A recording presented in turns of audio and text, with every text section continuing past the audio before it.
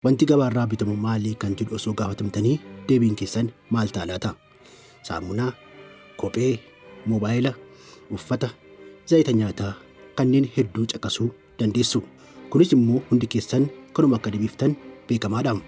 Tarii gaaffii kana namoonni 100 fi isaa ol osoo gaafatamanii gonkumaa haadha manaa jedhee kan deebisu shakkii tokko malee hin argamu.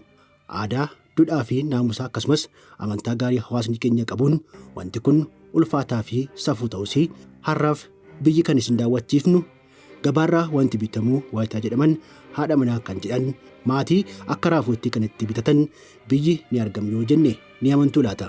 Maalaa softuu kan jettan yoo ta'e dubbiin keenya biyya keenyatti gabaa roobii fi sanbataa akkuma jedhamutti addunyaa keenyatti inumaayyuu biyya qaroomee jedhame keessatti waggaa waggaadhaan dubaroonni durbummaa qaban gurgurtaa fi gabaatti kan dhiyaatanidha. Ajaa'ibamoo safuudha jettu kana.